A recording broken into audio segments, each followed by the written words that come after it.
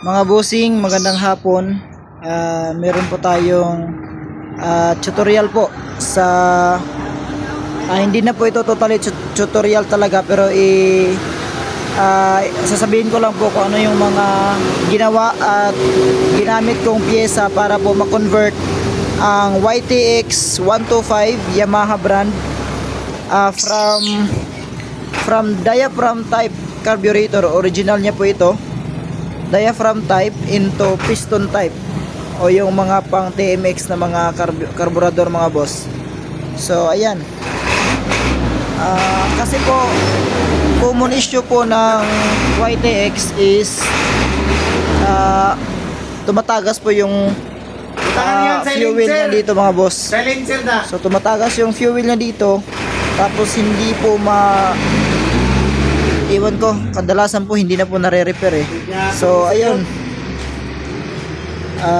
mas maigi po na i-convert na lang into piston type carburetor. So ang mga ginamit ko po mga bossing para ma-convert is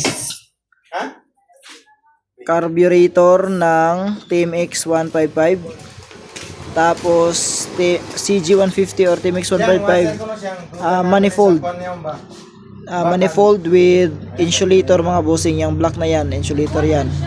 Tapos throttle cable mga bossing. So ayan po ang ginawa ko mga boss. Itong manifold mga bossing sa TMX is ganito po yan, merong ganito. So ayan po, papuntang cylinder head po yan. So pinutol ko po ang manifold. Ito, pinutol ko siya dito gamit po ang grinder para po mapasok dito sa rubber. So ito lang po yung nagko-connect sa dalawa. So yung original na manifold ng YTX, tapos itong manifold ng TMX, para po ma-convert. So ganyan po, kailangan po putulin para maipasok dito. So ganyan lang po, at may convert nyo na po yung motor ninyo. Kasi common po talaga na issue yan ng YTX. Tumatagas yung langis dito sa ano niya, carburetor, tapos namumugak, walang magandang minor. Tapos ito ngayon mga bossing, goods na po yung andar niya mga bossing. So yun lang po, at maraming salamat. Bye bye.